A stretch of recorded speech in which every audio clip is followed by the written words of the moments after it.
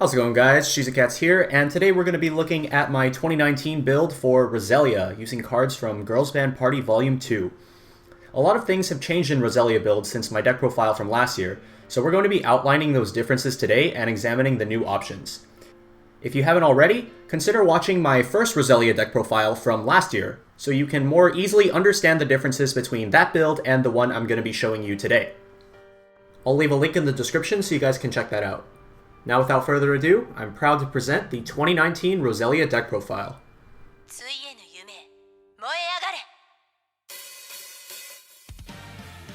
First things first, let's quickly review what the old build offered.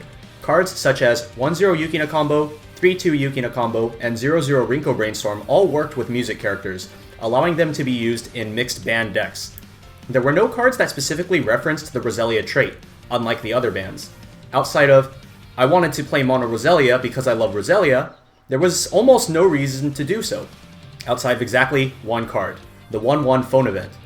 Since this card requires you to have all 5 members of Roselia on stage, it was the only real payoff to running full Roselia. However, Girls Band Party 2 offers much more incentive to actually run a full Roselia deck. A couple examples include the 0-0 Yukina Brainstorm, which is a rest self-search brainstorm that only searches Roselia, and the 3-2 Rinku, which is a finisher that can only be used if your entire field is Roselia characters. The deck list I'm going to show you guys today will be built around these cards as opposed to being built around the 1-1 event, which means I'm not going to be basing the deck's structure around 5-name Roselia boards in the same way I did with last year's deck list. However, I'm still going to be using the 1-1 event in this deck as it still offers good utility. Let's get some quick details out of the way before I start the list. First, this deck profile will be highlighting the new Lisa Rinku endgame, as opposed to Birdcage Yukina. I will be going further in depth on the differences between these two endgames later on in the video. Secondly, this build has a couple Japanese exclusive cards, but they are very easily replaceable. Lastly, I will be showing a couple alternative deck lists at the very end of the video, including an example deck list for Birdcage Yukina, so stay tuned for those as well. Now, let's get onto the deck. For ratios, I run 16 level 0s, 14 level 1s, 2 level 2s, and 10 level 3s. This is a pretty huge difference in ratios compared to last year's build, with more emphasis on the mid game. A big reason why last year's decklist ran so many level 0s was because of the lack of selectivity and heavy use of Aqua Brainstorm, allowing you to discard dead cards in order to encore more important ones. This build doesn't emphasize that same style of play, since we will be focusing more on winning board instead of having our cards getting reversed and using Encore to save them. And cards like Yukina Brainstorm and Akko Ditch Climax Salvage will offer us more selectivity. As for color, obviously this build is full blue. Starting out the level 0s, I run 8 early game cards, being 2 Yukina Beaters, 2 Sayo Suiciders, and 4 Sayo Clean Cuts. The Yukina is a decent turn 1 play, being a 3500 beater and level 1, if you have 2 or less stock. The Sayo Suicider is a good card as always, being able to serve as one of 2 roles. She can be used as removal to get rid of one of your opponent's early game plays, or she can be used as an early game direct attacker that can save herself for 1 stock. Sayo Clean Cut is a new addition from Girls Band Party 2. While 2500 power isn't the greatest for a clean cut, you can combo her with the Yukina Brainstorm's on-play buff to bring her up to 3500 power, and then use the clean cut effect to rescue the Brainstorm. Despite being a clean cut, which a lot of people tend to associate with tri-fielding due to its efficiency, I don't recommend tri-fielding with this deck unless you have multiple stockouts to pay out a potential climax trigger. Lastly, this Sayo is also needed in the level zone for a level 3 Lisa, which we will talk about later. Also, real quick before I go further in the level 0 line, the level 0 Yukina is a JP exclusive card, and if you want a replacement, I recommend running this level 0 Rinku, which is a coin flip bouncer. As a utility ditch outlet, I run 2 Akko Ditch Climax Salvage. These replace what would have otherwise been the Yukina level 0 with on-play top check add discard. Having targeted salvage helps the deck to play more consistently as well as get extra climaxes out of hand. Additionally, she gets up to 2500 power if you have 2 or more other Roselia, making her a half-decent attacker during the early game. I run 6 Brainstorms in this build, 4 Yukina, and 2 Akko. The new Yukina Brainstorm is a rest self-search brainstorm, giving the deck some much-needed selectivity. On play, she can also give a 1k buff to one of your other Roselia characters. As mentioned earlier, this can be comboed with Sayo Clean Cut so that you can put her in the front row to attack and then use Sayo, who is now 3500 power, to run over an opponent and move the Yukina Brainstorm back to safety. During the early game, be cautious about when you put your Brainstorms onto the board, since you might not need to use her Brainstorm effect immediately, and if you think you might need the 1k buff later on, you can save her on-play effect for later. The two Akko Brainstorms serve as a way to get some extra card advantage, stock outlets, extra mill, and of course, that lovely Encore utility. As mentioned earlier, Akko's impact in this build is lower than last year's due to the higher emphasis on winning the board, but she can still do everything that she could do in previous builds. Also remember that the blue Encore can discard extra climaxes if you have them in hand. Next, let's move on to the level 1s. Of course, we have our 4 Yukina combo. On attack, if you have another blue character, look at up to 4 cards from the top of your deck and choose up to 1 music character among them to add to hand, and then send the rest to waiting room. She's a very solid level 1 combo that requires no interaction with the opponent, allowing you to get a free +1. She also lets you control how quickly you're going through your deck, so if you're out a lot of climaxes, look at multiple cards to accelerate through your deck to get to refresh. But if you still have a lot of climaxes in your deck, consider taking it slow, looking at 1 card at a time and weighing your options. The next level 1 is a very powerful card in my opinion, and that's the new Zeit Yukina. Starting at 4500 base, she goes up to a solid 6k power if you have a specific level 3 Yukina in your level zone. On attack, if you have 2 or more other Roselia characters, look at up to 2 cards from the top of your deck, choose one of them to be your trigger, and send the rest to waiting room. This ability has a variety of different uses. You can use this to keep your triggers and subsequently your stock nice and clean. You can also use this to check your trigger to get exact damage when going for lethal. If you're out a lot of climaxes, you can use her ability to look at 2 cards from the top of your deck to essentially pseudo-mill and try to get to your next refresh ASAP. Also worth noting that you do not have to look at 2 cards, you can just look at 1. So in the mid game, if you are just trying to get clean triggers, when you attack with this Yukina, look at the top card of your deck, and if it's clean, just trigger it and don't look at the second card. There's no need to go further in your deck and risk taking extra climaxes out of your deck for no reason. The same principle can be applied to the Yukina Climax combo. Our other new level 1 is this 1-0 Akko. She starts at 3k base, but gets an additional 3k if you have 2 or more other Roselia on the board, which is obviously very easy to accomplish. When placed on stage from hand, reveal the top card of your deck, and if it's a level 2 or higher, send it to stock. We run 12 cards that are level 2 and higher, which isn't the biggest number, but even if you whiff on this effect, you get a free top check, so you can see if you have a potential clean trigger, or a signal to brainstorm if you see a climax. And this is all on top of being essentially 6k base, making Akko a great addition to the deck. Lastly, for level 1s, I run 2 Yukina 2k counters and 2 phone events. The Yukina counter actually sees use in this build, as our characters at level 1 and level 2 actually have high enough power to warrant using counters. Additionally, cards such as Zeit Yukina and the Yukina combo have recurring value when kept on the field for multiple turns, making them even more worthwhile to protect. The phone event can be used flexibly. Typically, you will make use of the search event when at level 1 to grab things like Yukina combo. In the endgame, you can use it for its minus soul effect.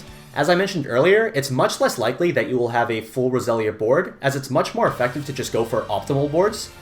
However, a -1 soul effect can still make the difference between winning and losing, and it's also much easier to get phone event into our hand in the late game since both of our finisher pieces plus on play.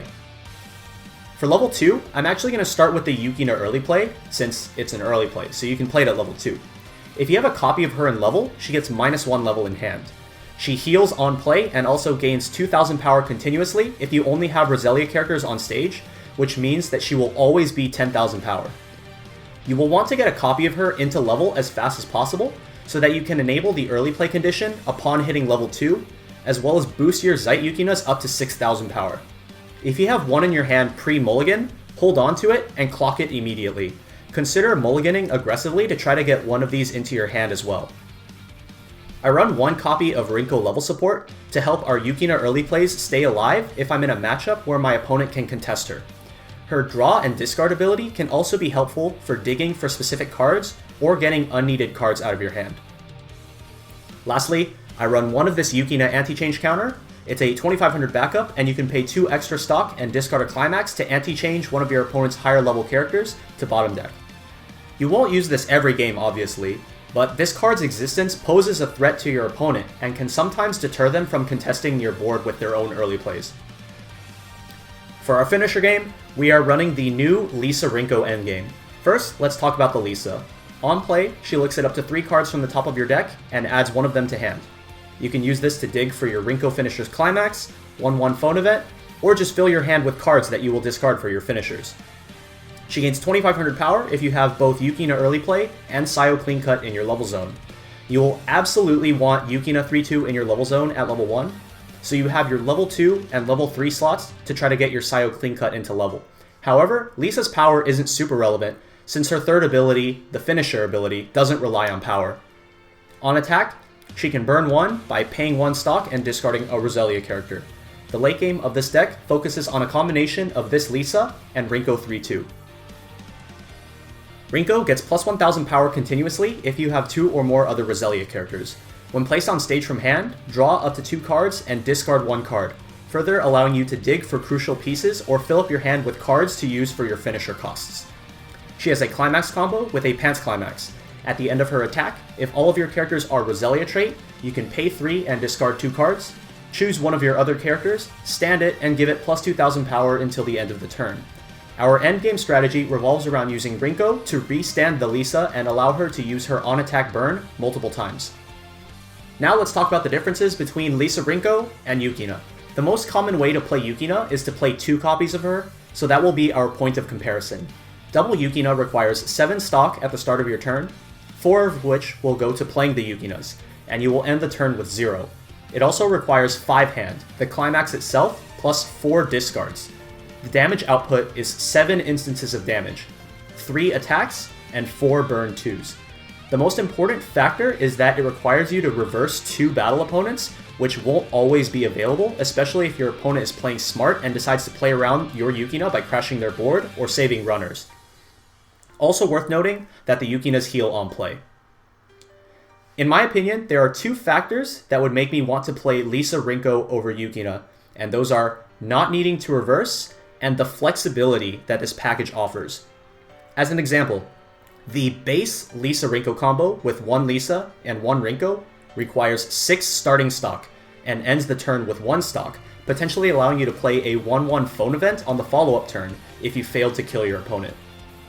It costs 5 hand, just like double Yukina, except 2 of those cards will be gained through Lisa and Rinku's on-play abilities, making it effectively 3 hand. The damage output is 6 instances instead of 7, 4 attacks, and 2 burn 1s. As I said before, the trade-off for Yukina's higher damage output is mainly due to not requiring a reverse, which is typical for Weiss card design. Effects that require reverses will be more powerful or they'll cost less. However, as I said, the thing that makes Lisa Rinku so powerful in my opinion is the flexibility. If you only have 5 stock, you can do a slightly smaller Lisa Rinku combo, taking out one of the burn 1s. If you have 9 stock, you can go for 2 Lisas and 1 Rinku. If you have 11 stock and enough hand, you can go for 2 Rinkus and 1 Lisa, which allows Lisa to attack 3 times and use her on-attack burn 3 times, for a total potential damage output of 18, not counting triggers. Additionally, Lisa Rinku also has the flexibility to play around money or rest counters in a way that Yukina does not. Since Yukina has to front and get reverses with her abilities, she's much more susceptible to things like money counters and rest counters unless you commit extra stock in hand to play something like a 2/1 Saya. However, Lisa Rinku has many more options to play around these rest counters and money counters due to having the option to side attack, as well as Rinku not having to commit to which character you're restanding until the end of her attack. Next, I'll be showing you guys a couple of alternative deck lists. For those of you who are okay with running a non-pure Roselia deck, but still want to run this overall deck shell, I recommend taking out the 2 Aqua 1/0s, the 2 phone events, and the 2 Aqua Brainstorms for 4 toilets and 2 drop searchers. Toilet is an extremely strong card with this shell. Zeit Yukina's ability to check the top 2 can be used to scout for which card you want to pick up with Toilet, and it also means that you'll almost never miss the Toilet effect by revealing a Climax or another copy of Toilet, since the top 2 cards of your deck would both have to be misses. Additionally, Toilet comboed with Lisa Rinku endgames means that you can proc a single Toilet multiple times in a single turn, since Toilet adding the top card isn't once per turn. If you put the toilet effect on Lisa and then restand her with Rinku, she will add the top card of your deck to your hand every time she attacks. As for the drop searchers, if you're playing English, use Kokoro drop searchers since they're the only available option. But if you're playing JP, I highly recommend playing the Kasumi PR drop searchers instead, since she has on-play top check 2 rearrange, which means you can see clean triggers ahead of time, or use your toilet safely and know exactly what you're going to get. However, you do need to be careful about playing your drop searchers when you're at level 2 and have Yukina early plays on the board, since they are not Roselia trait and will result in Yukina's power being reduced to 8k. Another alternative build is one with the Birdcage Yukina endgame. Simply take out the 3 Rinkos and one of the Lisas, and replace with 4 Yukinas, and of course, replace the Rinko pants with 4 Yukina pants. You can also make the previous mentioned changes with toilets and drop searchers. One note about this build is that if you go for Yukina early plays, it can be harder to get Yukina reverses since your opponent can just crash into your large early plays. However, if this means having a more secure early game, you can get a damage lead going into level 3, which makes it much easier for your Yukina combo to close out the game since your opponent will be much closer to dead. I found in my testing that going for 2 Yukina early plays into a single Yukina combo at level 3 worked out just fine. Thanks for watching, everybody. I hope you all enjoyed this Roselia deck profile, and I'll try to have the other bands' deck profiles out ASAP. If you have any comments or suggestions, feel free to leave them down in the comment section below. And until next time, this has been Shizakats. See ya!